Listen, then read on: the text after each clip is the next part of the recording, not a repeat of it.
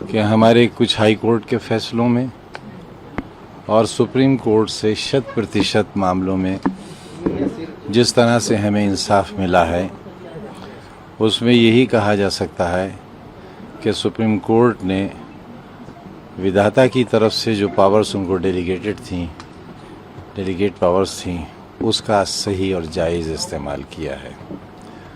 और supreme court ने हमारे दिलों को इस बात के लिए मजबूर किया है कि जिस तरह हमारे अब्दुल्ला ने कहा, उस तरह हम भी ये कहें, सुप्रीम कोर्ट जिंदाबाद।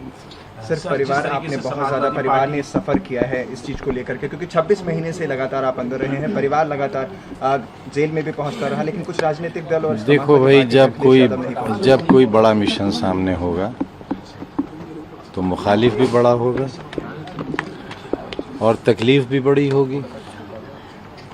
उस मिशन से फ़ायदे भी बड़े होंगे, नुकसान भी बड़े होंगे।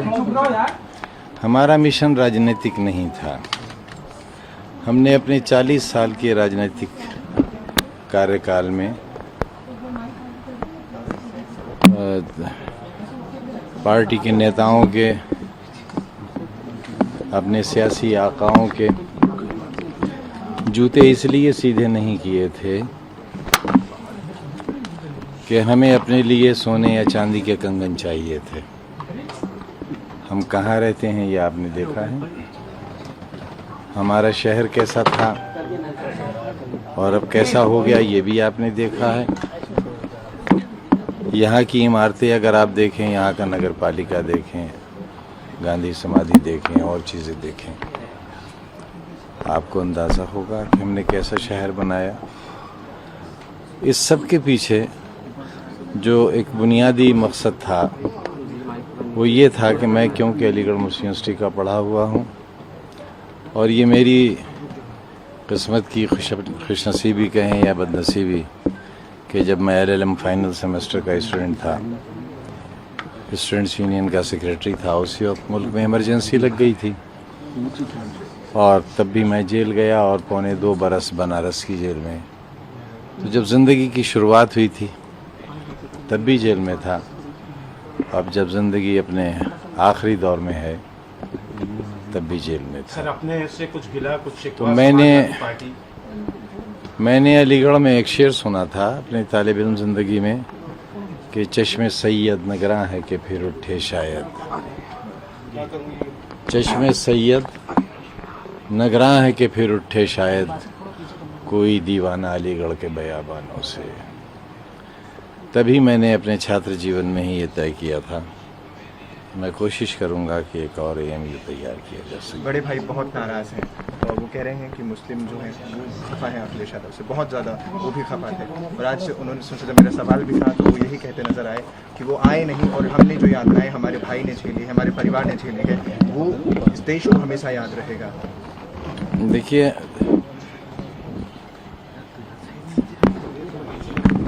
मेरी तबाहियों में मेरा अपना हाथ है। हम पर मुकदमे कायम कराने वाले लोगों में कौन लोग हैं?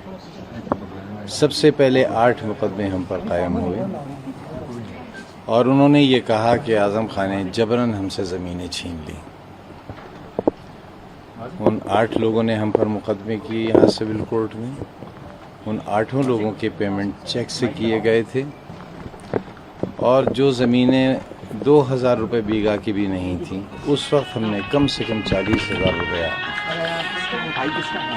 बीघा उसका दिया था। वो सारे लोग मुकदमे हार गए और हमसे लिए हुए पैसे से उनमें से बेशतर ने 2-2 हज किए। अगर 2 बीघा ज़मीन थी तो 8 बीघा ज़मीन खरीद ली। वो सारे लोग मुकदमे हार गए। उम्मीद वो ये करते थे कि हम उनके खिलाफ अब मुकदमा करेंगे, लेकिन हमने ऐसा नहीं किया। 1989 में किले में सबसे बड़ा बूथ सेंटर था। कांग्रेस की सरकार थी और यहाँ पर नवाबजादा जुल्फ़िकार अली खान साहब मेंबर पार्लियामेंट हुआ करते थे। उनके बड़े भाई मुर्जा अली खां उस वक्त जिंदा थे और उन्हें हिजाइनस का लक़ब मिला। मैं, मेरी बीवी, मेरा बड़ा बच्चा बहुत छोटा सा था और छोटा बच्चा गोद में था। मेरी तीनों बहनें वोट डालने गए थे और उस वक्त किले के एक दरवाजे से 4-5 जीपें दाखिल हुई फायरिंग करती हुई और उस वक्त के मेंबर पार्लियामेंट उनमें आगे थे और मेरे सीने पर इस तरह 7-8 तमंचे लगा दिए गए जिनमें जर्मन पिस्टल भी थे। मैं हल्के जाड़े थे, प्रिंस सूट पहने हुआ था। सबने गोलियां चलाईं, मेरे पैरों पर गिरे रिवॉल्वर्स, लेकिन कोई गोली नहीं चली।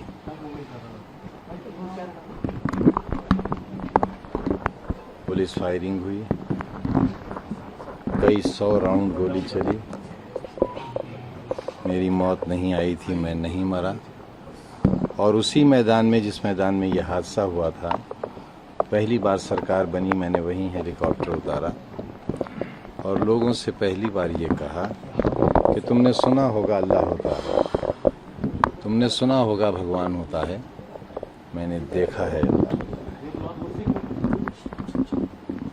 इलेक्शन कैंपेन में था पिछली बार। आप तो सब पढ़े लिखे हैं, जानते हैं अगर हेलीकॉप्टर के पर में मक्खी के बराबर भी कोई नुक्स आ जाए तो क्रैश हो जाएगा। 2 परों का हेलीकॉप्टर था और तकरीबन इतना बड़ा टुकड़ा टूट कर हेलीकॉप्टर के पर का उड़कर धमाका हुआ बहुत जोरदार। हेलीकॉप्टर नाचता रहा, कभी हाई टेंशन वायर पर उतरता था, कभी जा रही थी ट्रेन उस पर उतरता था। पायलट्स पसीने पसीने हो गए क्योंकि उन्हें मालूम था कि वो ख़त्म हो जाएंगे। उस वक्त हम नस्रुन मिनल्लाह व फतहुन करीब, सिर्फ एक ही दुआ याद रही थी, घबराहट में सब भूल गए थे। और वो हेलीकॉप्टर ज़मीन पर गिरा और वो ऐसी जगह गिरा जहाँ से आलू निकाले गए थे और खेत बहुत नरम था। जब मैं उस वक्त नहीं मरा, जब मैं किले के मैदान में इतने मेरे सीने पर तमंचे चलाए गए, तब नहीं मरा। मुझे इतना भयानक कोरोना हुआ कि पूरे अस्पताल में मैं अकेला जिंदा बचा था। मेरे सामने से सारी लाशें जाती थी, मेरे सामने वार्ड खाली होता था और फिर भर जाता था। मैं तब नहीं मरा। मेरे चाहने वालों ने बहुत कोशिश की, मैं फिर जिंदा बाहर आ गया। मैं समझता हूँ कि जो एजुकेशन का मिशन मैंने शुरू किया है वो रहे या न रहे, सदियों लोग इसके खंडरात देखने आया करेंगे। आपने अगर जौहर यूनिवर्सिटी को देखा नहीं है तो एक बार मेरी रिक्वेस्ट है आप उसे क्या आजम खान साहब का क्या जिस तरीके का अंदाज होता था जेल जाने से पहले, क्या आजम खान का अंदाज वैसे ही रहने वाला है या आवाज दब जाएगी आजम खान?